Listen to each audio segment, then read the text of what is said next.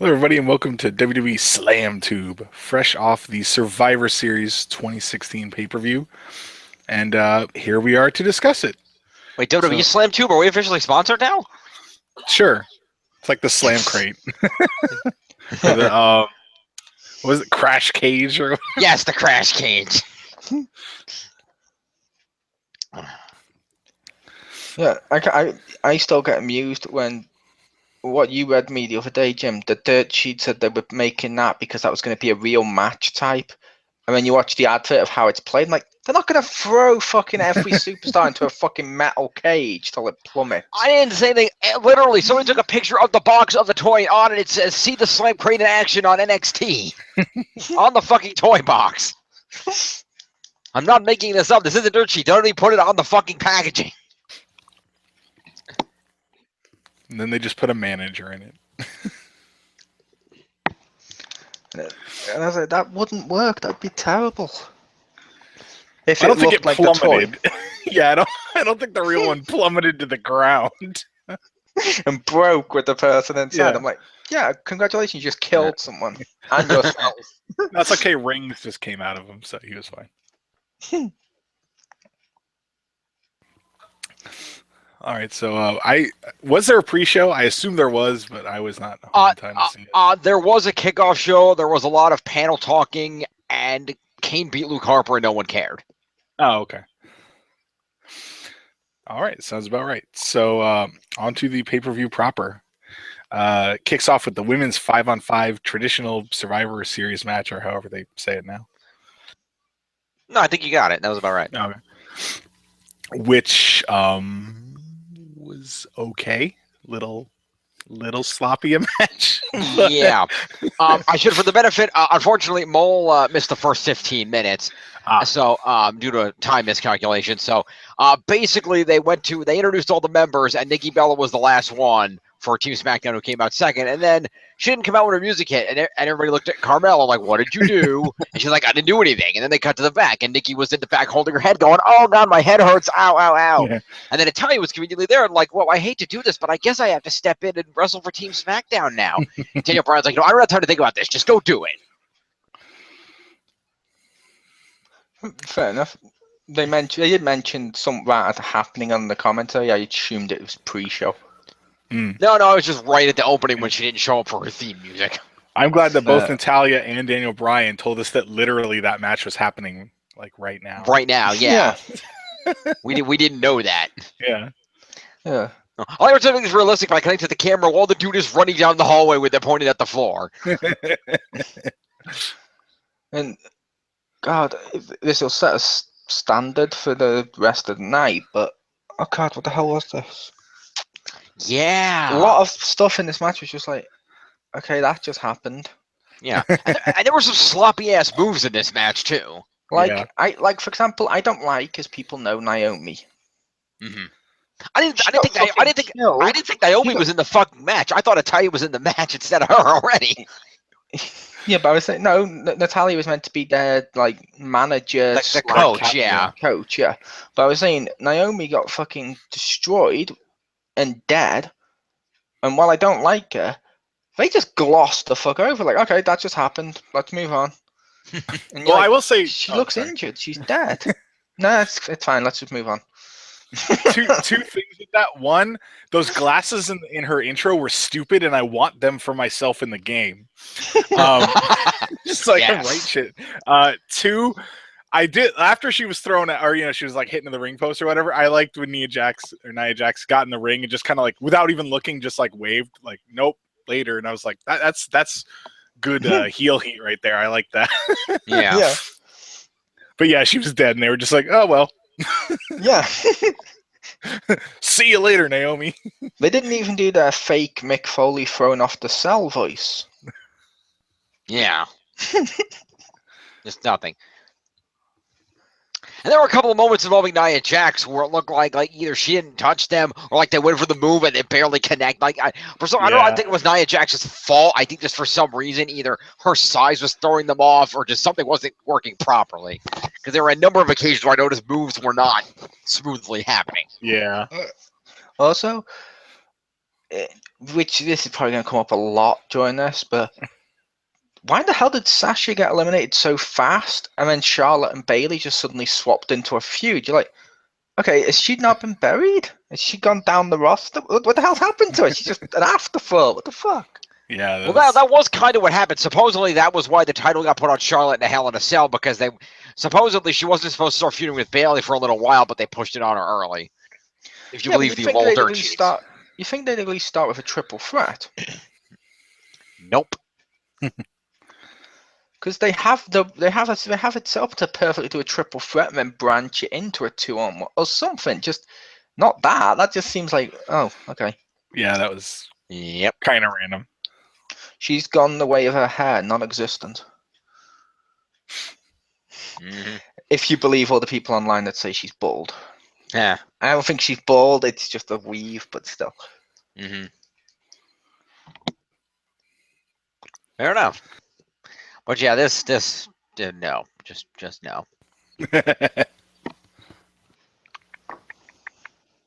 Yeah, not a great way to kick off the pay-per-view. No, not a good start at all. Just no.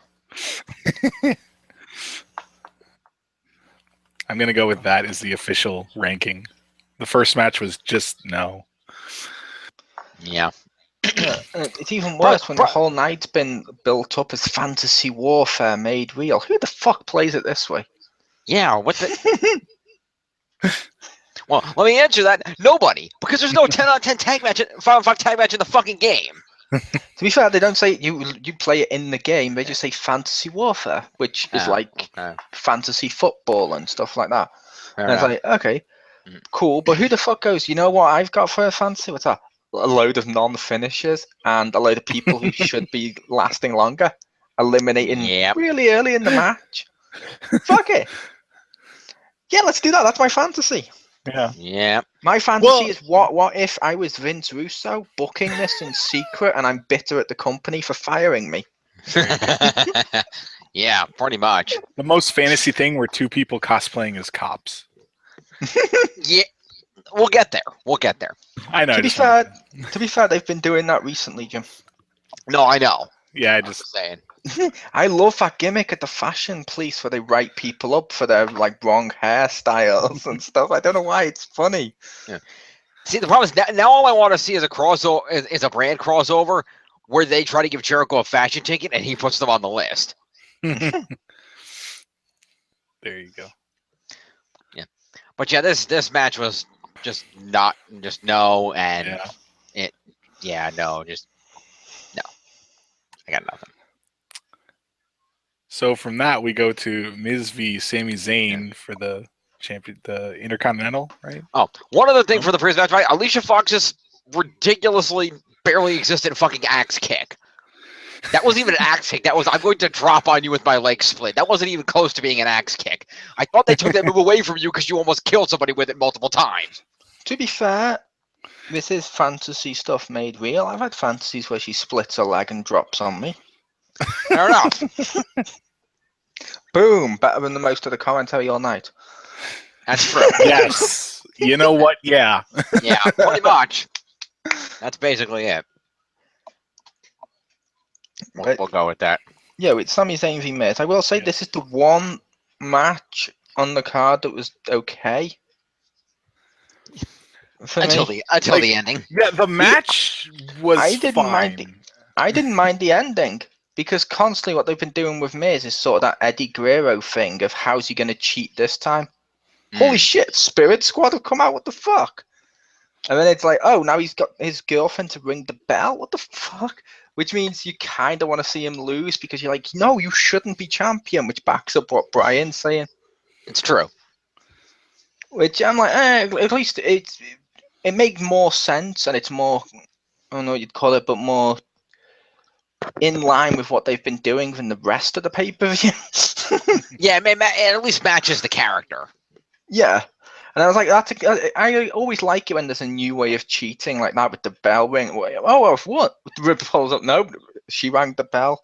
Like when Eddie did the chair and just lies down and he gets the squall. Yeah. I like that shit sometimes. I don't know why. That is good. Yeah, this match, they had some great back and forth. You know, they did a good job telling the story. Sami Zayn selling the injured leg. He didn't have the speed that he normally had. He messed up that one haluva kick, so he sold that really well. You know, Miz, the desperation trying to overcome Sami Zayn. They told a great story. It was a good match. Yep. Although this also kind of should have been a triple threat. I think Dolph should have been there. Yeah, because Dolph has a rematch. That is true. Miz literally just beat him for the title and was like, nope, fuck it, I'm going to go and take your open invitation. Or, well, was forced to take his open invitation. Yep. Which is really stupid. When you think about it in hindsight, just story-wise, what Miz has been doing makes sense for his character. For Daniel Bryan's character, why does it make sense that you want to beat Raw by taking someone you think doesn't deserve to be champion and can't compete as a champion and put them against one of their people at the pay-per-view with the title on the line? You might as well just wrap up your title and hand it to Stephanie and Mick and go, thank you. In all fairness, they probably already signed a contract for this match. He probably couldn't back out of it without Stephanie suing the shit out of him. Yeah, but that's not the way it was implied. If they'd said we can't back out because of that, that makes sense. But you can't back out because I'm forcing you to as GM. Doesn't make sense. That's true. Maybe, I mean, I don't know. Yeah, you're right. There's no. Okay. All right. So next match, Yeah. we have the 5-on-5 tag team Survivor Series. Yeah. Technically, it was a 10 out of 10. Well, yes, 5-on-5 tag teams. Yeah. Yeah. And wow, this I don't know, just like Breezango was out like immediately, and I was like, wow, I can't believe they did that. And then Bow, they do it to the New Day, and I was like, I don't even know. Really can't believe that. Yeah. Yeah. Pretty much the same reaction the commentators had. They didn't know what was going on either. I mean, I'll be honest. I kind of expected Breezango to go out soon because they're being treated as a joke team, if that makes sense. Yeah. I don't like New Day, but holy fuck, did they deserve to stay in there longer? Yeah. Well, yeah, I expected Breezango to go soon. Immediately is like a higher tier of soon that I did not think. I was just like, Exactly. Yeah, they do that, and I was like, damn, like Tyler Breeze is not that terrible, but okay, guys, whatever. Yeah, treating those two like that, it sort of reminds me of all those joke alone. Right, it wasn't- all of when they do it in like 2 seconds to constantly mention how they beat the record each year. Yeah. Wasn't it Fandango that got pinned? Yes. Yeah. Yeah, You said which I will Tyler say Breeze one- is not that bad. It sounded like you were saying. No, like it was just because he's on the team, so he was gone, and I don't even think he got in the ring. No. Yeah, He was barely on the. which I will say, that moment also made me slightly happy. Okay. I wanted the team to stay in there a lot longer, but the second like one of them goes and it's like, oh, both have been eliminated. Oh, okay, thank you. I thought we were gonna have to wait for each member of the team to be eliminated too. I was like, oh god. No, during the initial Team Raw, as Team Raw were coming down to the ring, the commentator said when one member, or the ring announcer said when one member of a team is eliminated, both members are eliminated. That's fine, but I've already figured that out at that moment, so it doesn't matter. I don't know. Because honestly, how often does everyone listen to everything the commentators say, especially during an entrance? I'm like, I'm trying to concentrate on the entrances. Like I said, I think it was the ring announcer who said it, who JoJo or whoever's doing that job now. Yeah, I'm just Same like, difference. I was like, I was thinking we had to see all members. I was like, oh god. Yeah, that would have been messy. It got slightly better at the end of the match. Yes. Yeah, when they parsed it down and when they got down to like 2 teams each and then let the guys all kind of wrestle, then it got kind of good. Yeah, like I said, it got slightly better at the end, but only slightly. Because all the stuff leading up to it and all the stuff during it, that last bit of stuff, I was like, ugh. Yeah, but the Usos versus Cesaro and Sheamus, I would just watch that as a straight-up tag team match because that was incredibly entertaining. That part was actually really good. I thought the end of this match was really good. Yeah.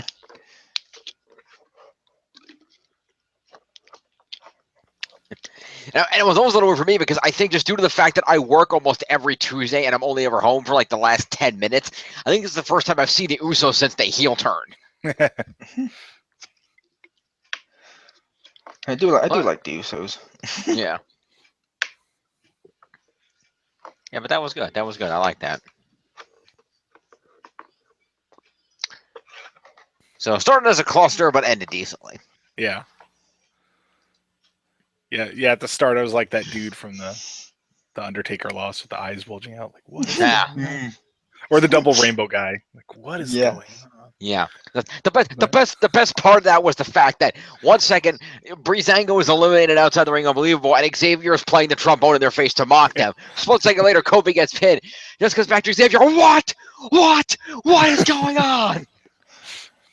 See, I preferred you being include all the way through this match and the first match, and pretty much most of the pay per view just being angry Miz fan.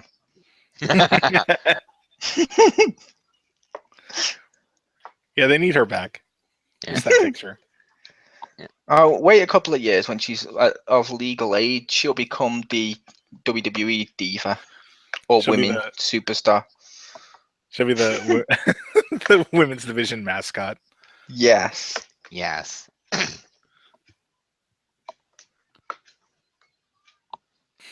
All right, so after real quick, and also Cesaro with that 619, I was like, not perfect, but just the fact that he pulled it off as well as he did, I was like, Yeah, I was like, okay. And I like how Mauro and Ronaldo felt the need to actually technically name the move before calling it the 619. Yeah. Yeah, he used some other name. I was like, that's not what it's called. What the hell's wrong with you? Yeah. Like also known as a 619. Oh, okay. Like I know you don't like Ray Ray because I know you treated Ray Ray like crap and made him leave, but come on.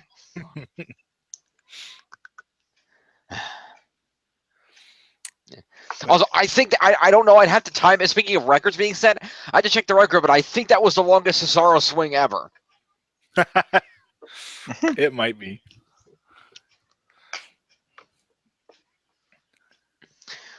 Like I'm a person that Cesaro just doesn't get himself dizzy and sick doing that move.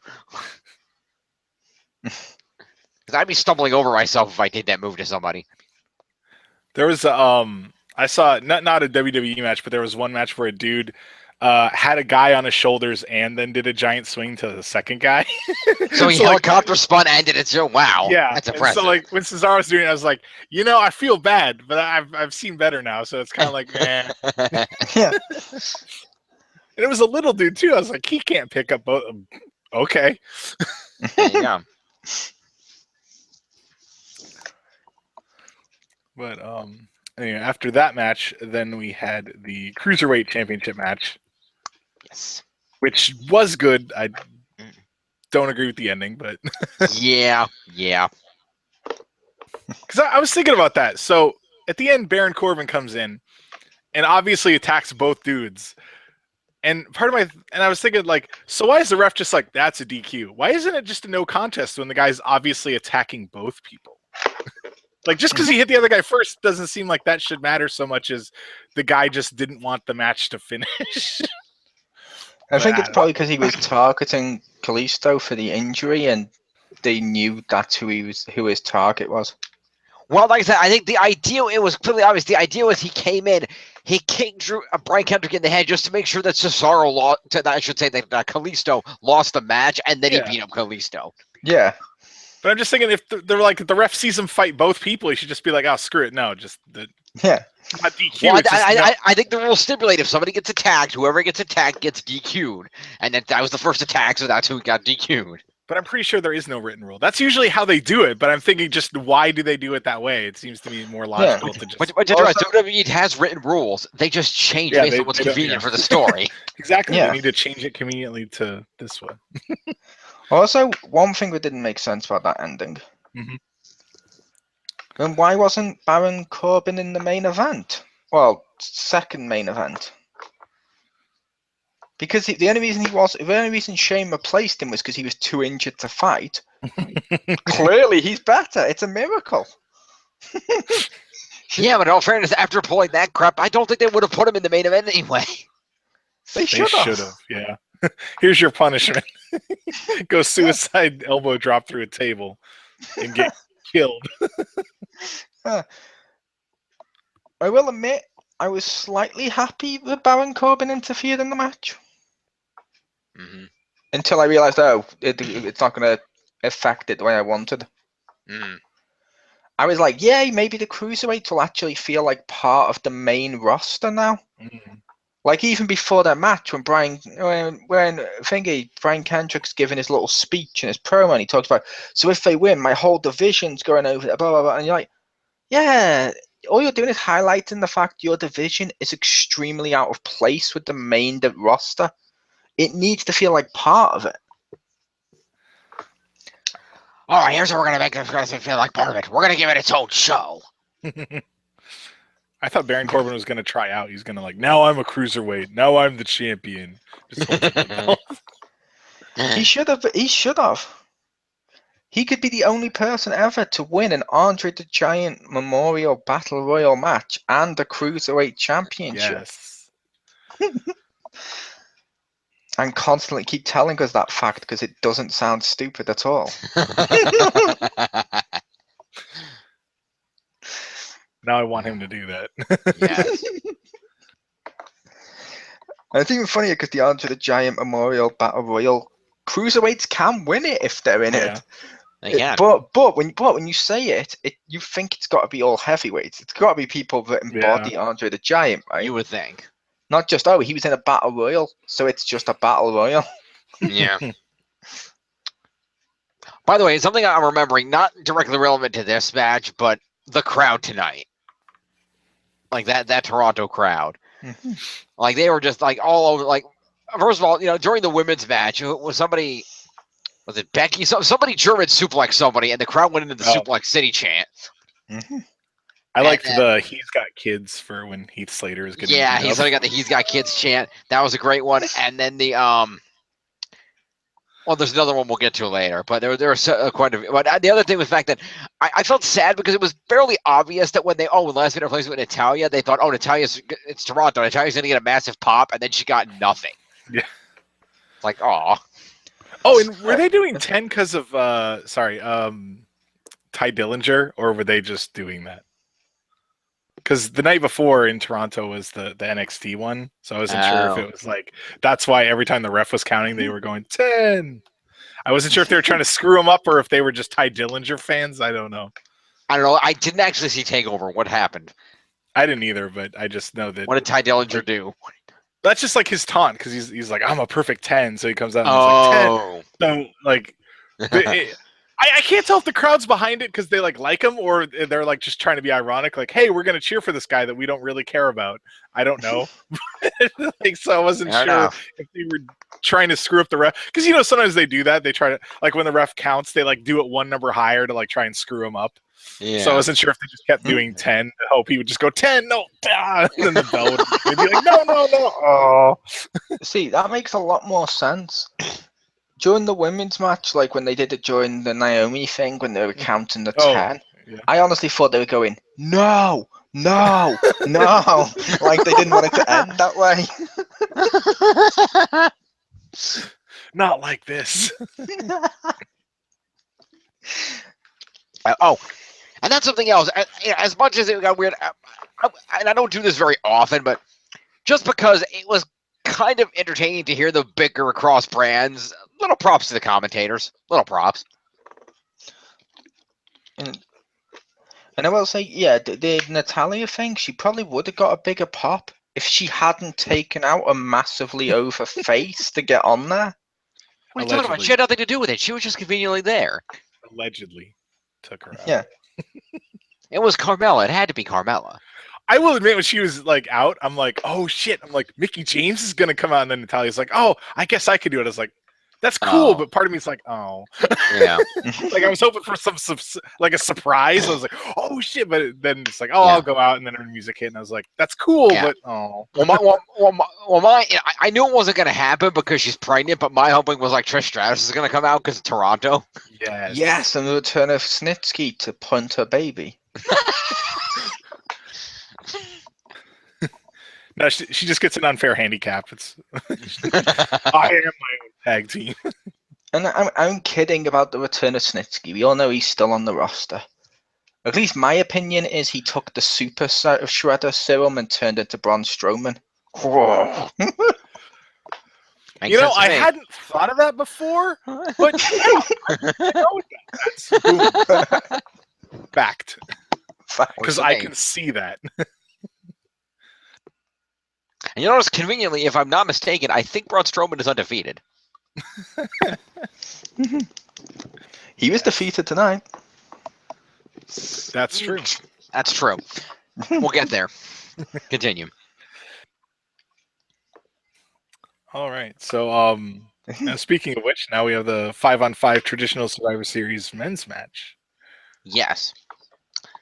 So we were for weeks ahead of the question of how many men or what combination of men is it going to take out Braun Strowman, and the answer was one mascot. I like James Ellsworth. I like what they've done with him. I don't know why. It's just goofy fun. And I love the fact he was the one to take out Braun Strowman. Because backstage when the Bullet Club were just making chin jokes at him, and Braun Strowman's like, "Don't I recognize you?" And like they mentioned, he literally, when Daniel Bryan put him on SmackDown, they mentioned he was one of the ones that was local talent that had been fed to Braun Strowman on Raw. Yeah. So it's kind of cool. One of them finally came back and took revenge for all the local talent everywhere. Yeah. But now the question is, do you think he's going to accept Mick Foley's offer to come to Raw so they can feud with Braun Strowman? No, I'm thinking the way Braun Strowman dealt with him is probably going to be how they write him off TV. Ah. It might not be, but the dude looks dead. He did. As he was about getting beat up there, I was almost kind of hoping that was when Ambrose was going to run out with like a chair and just start beating up Braun Strowman with the chair. I like the way he got him out from the ring, where he just like pulled his leg back and it slid him out. I was like, yeah, that's like that made Ellsworth just look like a little kid. He just pulls him back. He's like, oh shit. And also leads to the question of, if he could do that easily, why didn't he step on the apron and just pull Ellsworth with him into the ring? Because he didn't know what was going on because the camera didn't show that low. Oh, he was like, why can't I move? And the camera pans down. You. Yeah. Also, I will admit, I was completely wrong with who it was. And it's a little embarrassing, but I will say it. I saw the taped hand and the arm pad grabbing his leg. I'm like, holy fuck, Triple H! And then when it wasn't, I was like, oh, okay, that makes more sense. That would be hilarious. He pulls him out and Triple H stands up, just points at his head like cerebral assassin. Yeah, I thought Triple H was saving Raw or something, like saving his home team or whatever. But then it was like, nope, and I was like, oh, that makes more sense. Braun Strowman's on the Raw team. What was that? Braun Strowman was on the Raw team. That would have been the opposite thing Triple H would have done if he was helping the Raw team. Yeah. He's trying to get Rollins fired. That's his revenge. Yeah. Yeah, I don't know why I thought it was Triple H, but it wasn't, obviously. I mean, think about it, like, that wouldn't be how he'd interfere from underneath the ring, grabbing someone's ankle. No. Now I want him to do that once. Yes. Just because, you would never think that. I was honestly, when Strowman was demolishing everybody, I was kind of hoping the Undertaker was going to show up and just tombstone him and then just leave.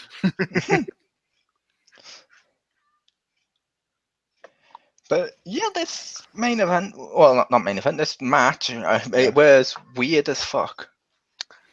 Yeah, there was some interesting things going on here.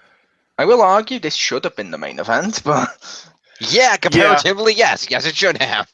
Yes, but and also because it had both champions in it, and with the sheer stakes anyway, it felt and like the US champion was in it too. Yeah, but I meant the two world champions are normally main events. So I'm like, those two, plus the bragging rights of which show, this is like the ultimate which show one. And it's like, okay. But we had some okay moments. Yeah.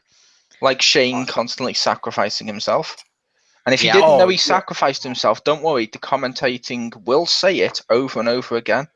You know, I don't know if they showed some of it later because my like internet messed up on me for a few minutes, but I think someone has to remind him after that spear that he sacrificed himself. Yeah. Yeah, I don't think he landed quite right on that. Yeah, like, I honestly, he didn't look bad until like they rushed over and I was like, his eyes look kind of glassy. Is he really good at? Oh no, okay. Yeah, because it looked like Roman was like a step behind, and he grabbed him like around the knees. See, I honestly thought, I don't know what went wrong with that. It might have just been the landing of him because he might have tucked his chin or whatever.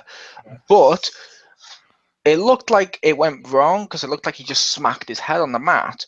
But at the same time, part of me is like, is this just a storyline thing because Yeah. they didn't throw up the axe? Yeah, that's the question. It looked, and the other time in this match, I thought that was going to happen when I want to say it was Strowman. Somebody chucked AJ over the top rope, and he landed spine good first on the Lord, fucking yeah. apron. I'm like, Yeah, I don't think that's supposed to happen. Oh dear God. Yeah. Yeah, he did that, and I was like, whoa! And I was like, oh, he's not dead, and he's very lucky. Well, I don't know where he was supposed to throw him, but That wasn't it.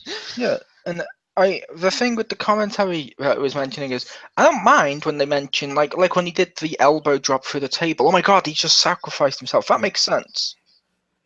One of them, he clotheslined the dude over the top rope and just fell to the outside. And they're like, oh my God, he just sacrificed himself. Look at that huge sacrifice. And like, somewhere Jesus is rolling over in his grave until he remembers he got resurrected, and then he doesn't do that. yeah, he's not in his grave, right? Yeah. He took it with him.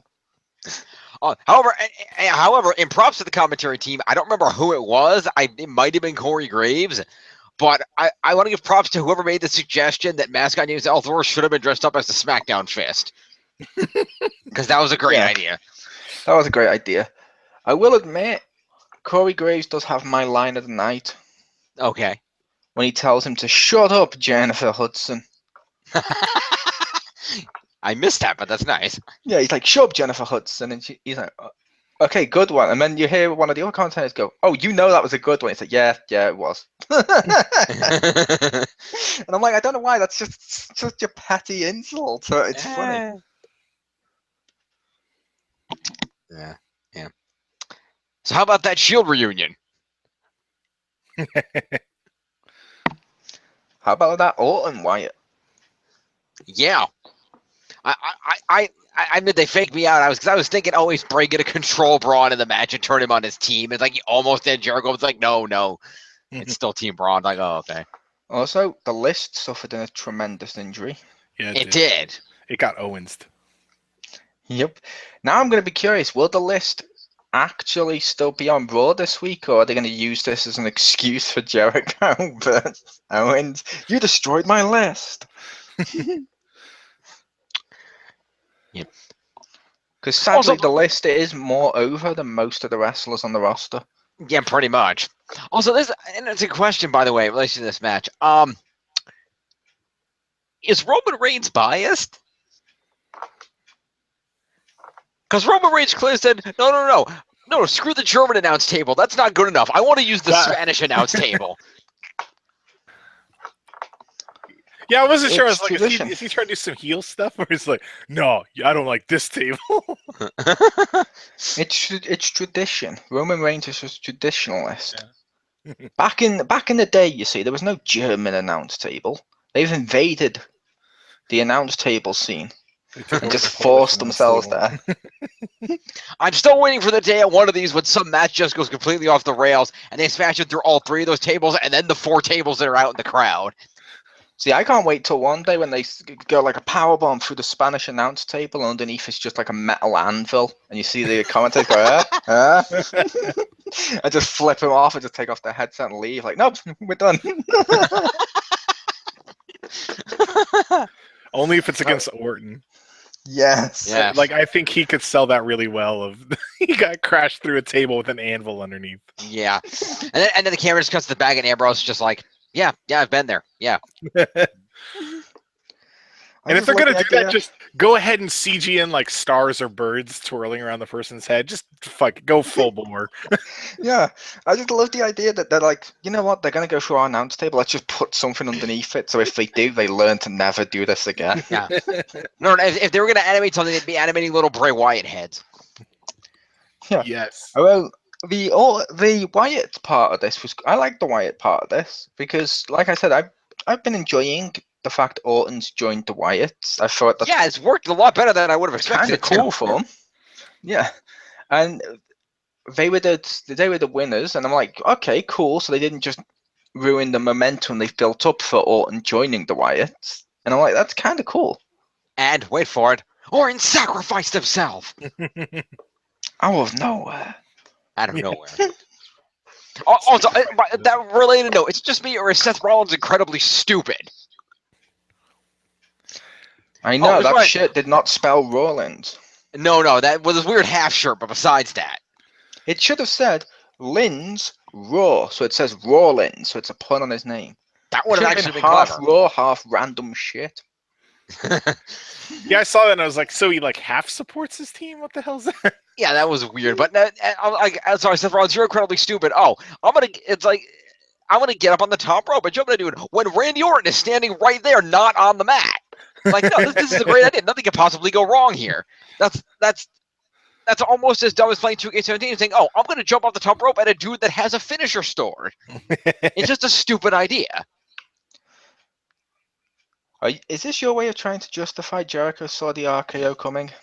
And you're like, look, other superstars are doing it. Because it ain't going to work. Yeah. Also, props to the entire Toronto crowd for recognizing Jericho as the one to cheer for in that match. Yeah, like I said, Jericho is over. It makes sense to make him face in the Orton feud. Like, Owens feud. Don't turn Owens face. That would be stupid.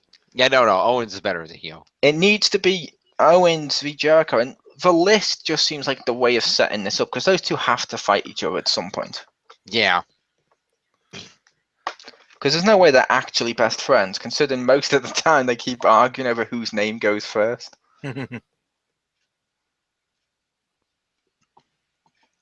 Yeah. Also, as if it was Roman Reigns not supporting his team, like even though he's got a Raw shirt tucked into his belt, Reigns, we know you have ring gear with red highlights. Like, this is like the one time you should be wearing that ring gear. Oh, I didn't even notice he had the shirt. Yeah, him and Strowman, I was like, dude, not going to rep your team? Like, Roman Reigns had a folded up Raw shirt like hanging out of his belt, like Bray Wyatt style. Okay. Yeah, it would have made sense for Reigns if he was still in his, like, fucking bulletproof vest, because then you're like, okay, so he wants protection, but this, you're like, yeah, where is it? But that's it. That ring, like, he has the one with like the red around the chest symbol and like the highlights on the sides. So it's like, why would I wear that one? Then at least you have the color and it's still your ring gear. Yeah. Or put it on under his bulletproof vest, like Big E under his singlet. Yeah, that would have worked too. Although this match did do a good job of putting over the young up-and-comer Braun Strowman. He looked dominating during this match. It did. He looked great, and it did a good job putting over the Ambrose Styles feud, where Ambrose was like, "No, fuck, I don't care if my team wins. I'm going to put AJ through a table." To be fair, that's because AJ cost him. True, yeah. But the fact they built that up between the two of them, and yeah. I'm going to admit, the best part of that entire exchange when Ambrose came back out, they were doing this whole thing. The best part of that entire like 5 to 8 minute period that was going on was JBL completely losing his shit. Yeah, like JBL was just done. Like, what are you doing, you stupid idiot? What are you, moron? You're gonna cost the team. Like, he just lost it. I'm like, damn, JBL. Which makes sense. It's like, yes, you're actually cheering him, which was cool. The part that was weird for me with that was a lot of people were just like, okay, let's just move on. But you're like, no, you should be like that. You should be like, no, you're costing our whole team. Yeah. But also with the commentary in that bit when that happened, when I think it was it Utonga or was it Gray? It was one of them. A couple of the commentators were like, "Oh, who would have thought Team SmackDown's biggest nemesis would have been themselves?" I'm like, everyone. I was surprised none of the other teams have argued this entire time when it's filled with people and their rivals. Yeah, there was some like in the women's match, Becky and Bliss, but yeah, it was it didn't end up costing as much as I thought it would. Yeah, and props to Charlotte. She had the competency to wait till after the match to beat the shit out of Bayley. She did, but that's how it should have gone. They should have all turned on each other a lot sooner. Yeah. I'm surprised the tag team match didn't devolve, given all the, especially the beginning when all the Raw dudes were just tagging themselves in. Yeah. I'm like, especially like the first time, like you just tagged yourself in off of one of the club. How are they not beating the crap out of you, scoring little Puerto Ricans right now?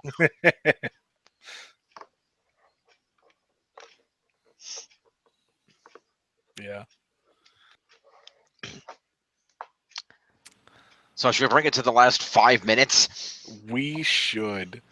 This here now it's story time.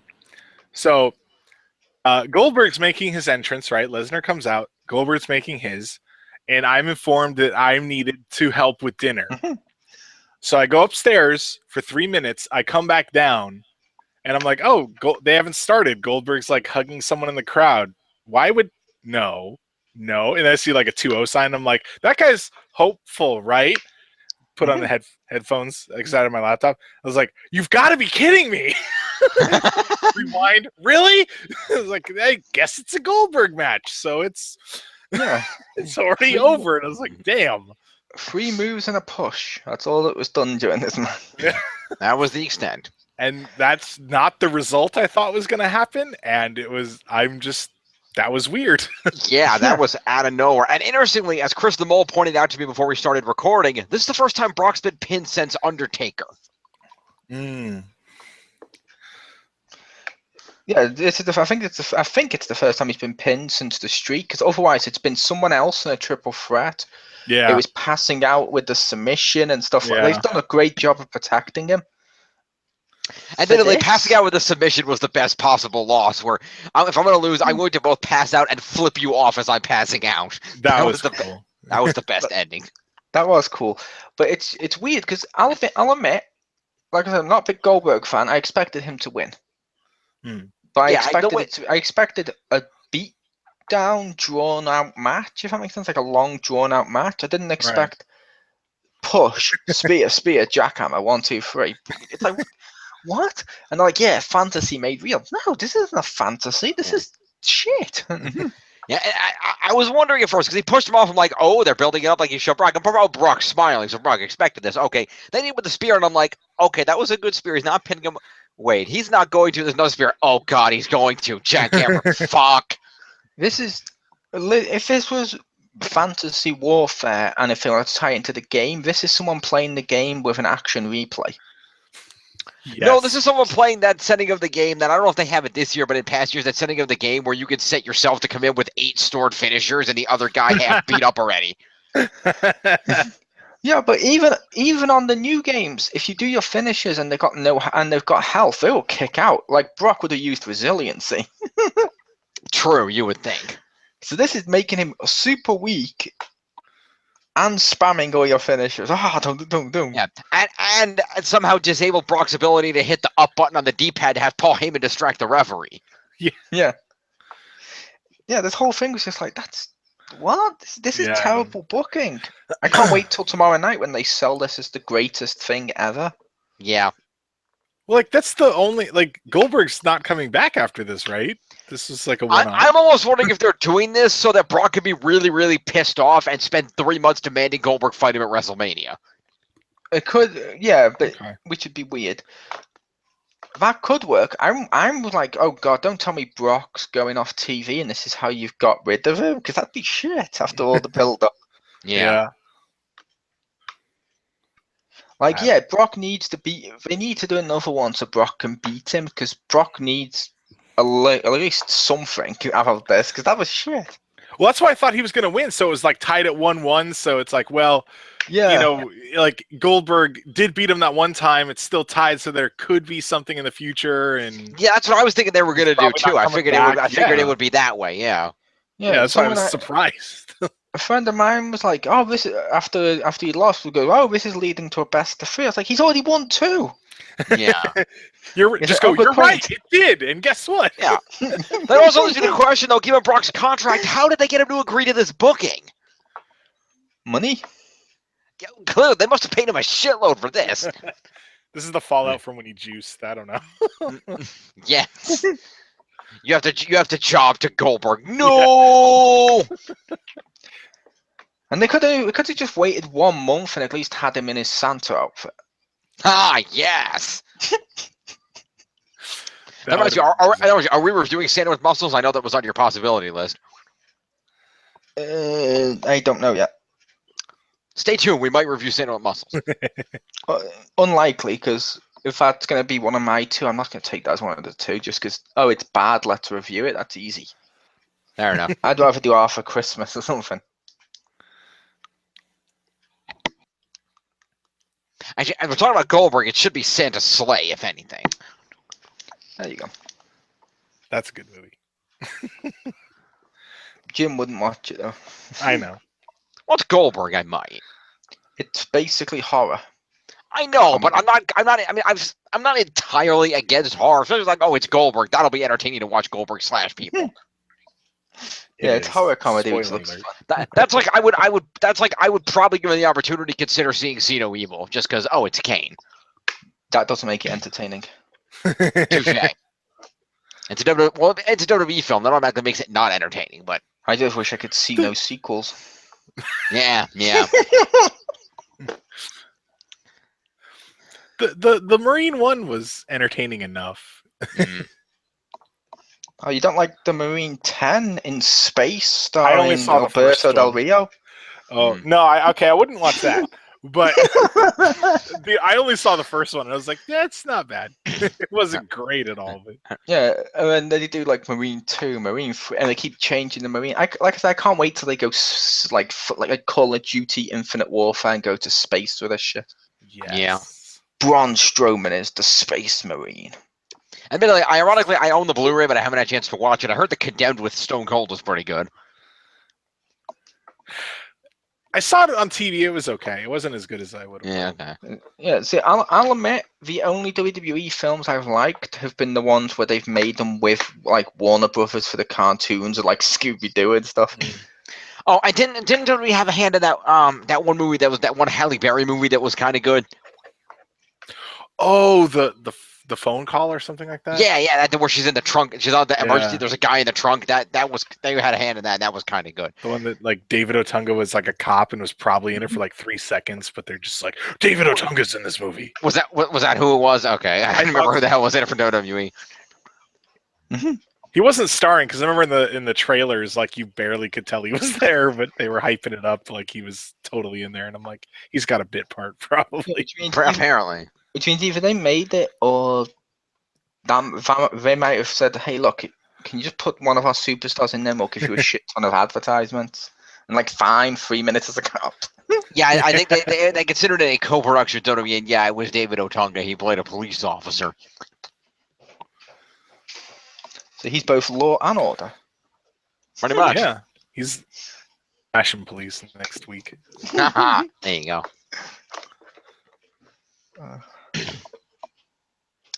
Yeah, but that's overall for this program, for these elimination matches, it just mean where there were a number of moments where you were watching these teams come out, and you just look at these teams and just go, one of these teams is clearly better than the other, objectively speaking.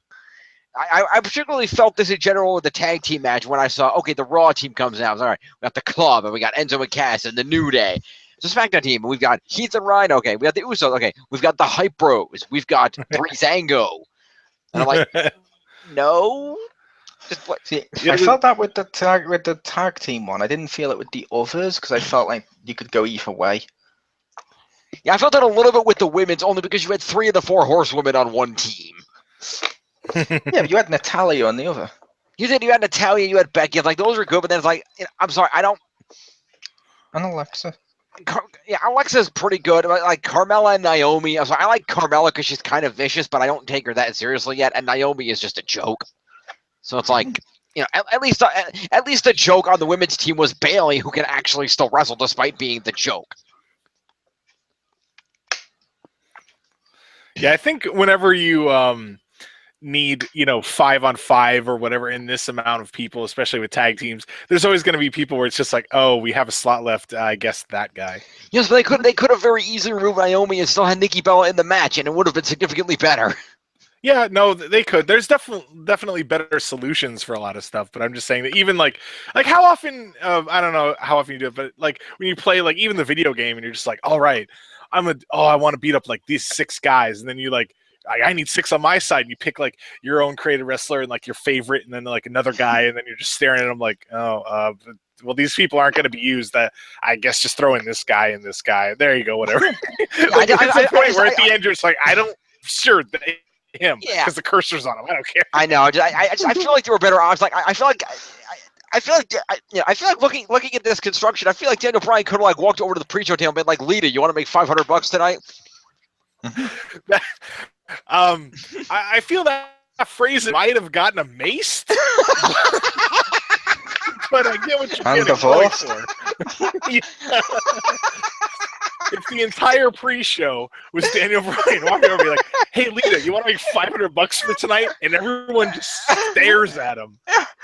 Black screen. And it just cuts over to the announcers team who are just all like sitting there looking around each other like, "We gotta say something." Cut to Edge backstage. I celebrated that way. Yeah. Yes. It just goes, "Oh, you do know me." And then it just goes over. Rod Simmons just standing there. Damn. Yes. Yeah. Or he just shakes his head and walks off. Like he's like, "I'm not getting involved." But yeah, there was definitely ones they could have done. Like, okay, Dolph wasn't in the other match. Why wasn't he on Team SmackDown instead of Shane? Yes, that would have also made significantly more sense.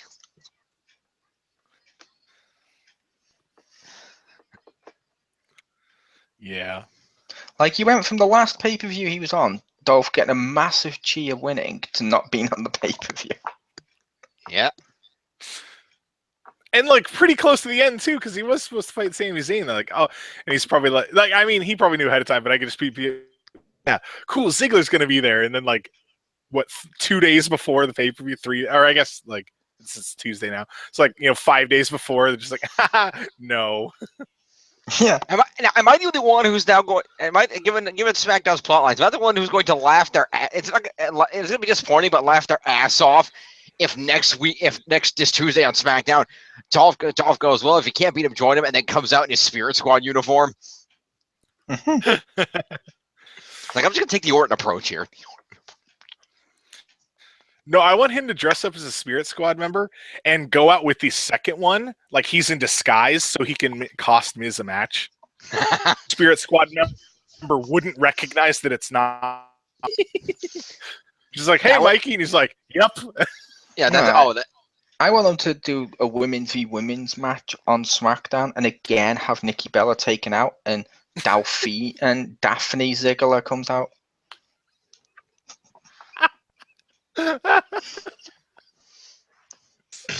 Oh my God! Look, she's doing a chick kick. She's like a young Trish Stratus.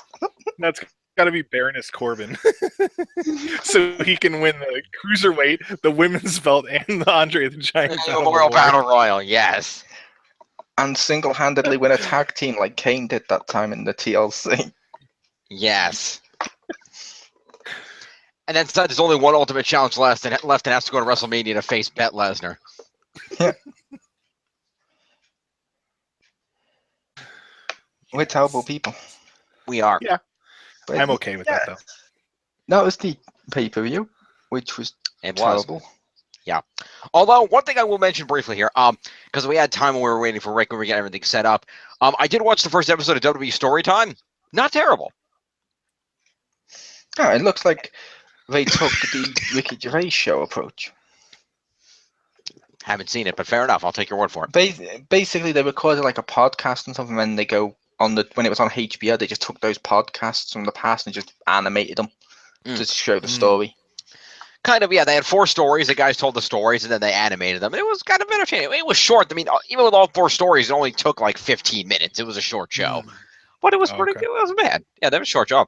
They're very short stories. Oh, Rick Fro's like, "Oh, but I was flying to an arena and I got on the airplane and there were 6 hot stewardesses with huge tits and they made me take off my clothes and put my robe on." Why does he now sound like Dusty Rhodes? That was really Dusty's story, but Yeah. I was living the dream.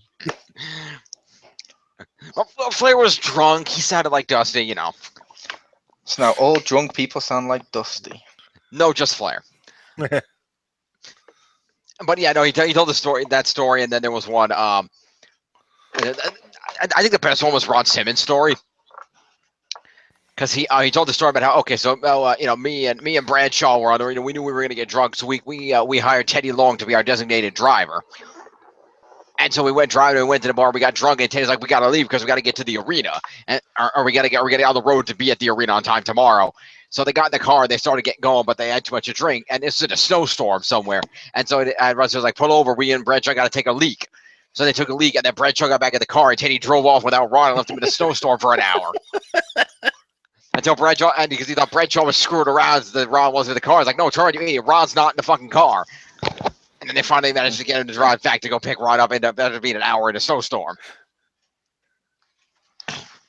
Wow. That was pretty good. Also, Jake Roberts at the airport where his python got out of the luggage and was like attacking the baggage crew.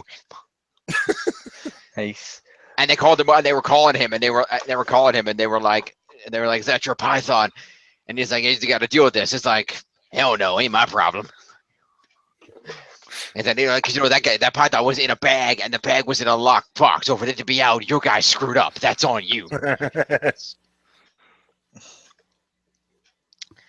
And there was those three, and then and Mean Gene Okerlund is the introductory narrator, by the way. Sure. Mm. And it was those three, and then there was, what was the other one? Oh, and then Bubba Ray. One? Yeah, Bubba Ray Dudley. About the time they were driving around, and he was with I don't know if you guys remember Big Dick Dudley. I always remember Big Dick Dudley. That was a little before my time, but anyway, him and Big Dick Dudley were in the car with this was during ECW days. They were in the car, and the Doctor and Tommy Dreamer. And Big Dick Dudley was driving, and they were near some famous racetrack, and they went there. And Big Dick Dudley drove on the racetrack like 120 miles an hour in their crappy car and almost flipped it over. He had the best finishing. Yeah. And props to the animators for little jokes, by the way, because they're like, because Bubba Ray's telling the story, and you see the animation like, yeah, where the guys are Big Dick's driving, and I'm the passenger seat, and the back was the Doctor from ECW and Tommy Dreamer, and you see that like this just random generic Doctor dude, and then the camera, and Tommy Dreamer, and the camera pans out, and the Doctor's trying to remove a barbed wire 2x4 from Tommy Dreamer's head. Like, oh, that was funny. Okay, little jokes. But yeah, fun little stories. And the fact they kept it short was good, because I feel like if that was a half hour, that would have been too long, and it would have lost novelty. But 15 minutes, just enough time. You got a few different stories. It was fun. So you're saying it was better than the pay-per-view? Yeah, pretty much. That was entertaining. Better than the pay-per-view, and it was better than the last time they tried an animated show. The camp one? Yeah. Better than that. I was hoping this would be a half an hour. I was hoping it wasn't going to be just really short stories in 15 minutes. Yeah, they're pretty short. That makes me not want to watch it, because I was like, I was hoping it was going to be like actual stories narrated and like, you know what I mean? Just something good. Yeah. They're actual stories. They're just not very long stories. They abbreviated them for the purpose of the show, I guess. Gotcha. This was my point of not being long and being good, because whenever you see like the old guys talk about the stories and stuff like that, they're normally pretty fun. Shorten them down to like that is kind of like oh. But no, like I said, the pay-per-view was terrible. Yeah, that wasn't a particularly good pay-per-view. I was highly disappointed. The best match on the card was Slam Cage. Oh, well, Crash Cage. Where the hell Crash Cage, pretty much. By the way, not that it's in any way relevant, I should note, apparently, I missed this. Apparently, at some point in the earlier portion of the pre-show, there was some crappy 6-man cruiserweight match that nobody also cared about. Just want to state that we're not ignoring that, but we're ignoring that. That's fine. We don't really care about the pre-shows unless one of us watched it. Yeah. I saw the last, it's just, they did this match and this person won. Yeah, I saw the last 20 minutes of the pre-show, so I saw the Kane Harper match, but I didn't know there was a match before that. Yeah, but you didn't see that bit, so it's irrelevant. Yeah, I just want to make sure, acknowledge that it happened. No, bring us home, Hammy. All right, so there you have it. Our thoughts on the Survivor Series 2016 pay-per-view. Thank you very much for watching. Come on back for the next pay-per-view, and we will discuss that. Thanks for joining us. Ladders and chairs. And good night. Ambrose vs. Styles.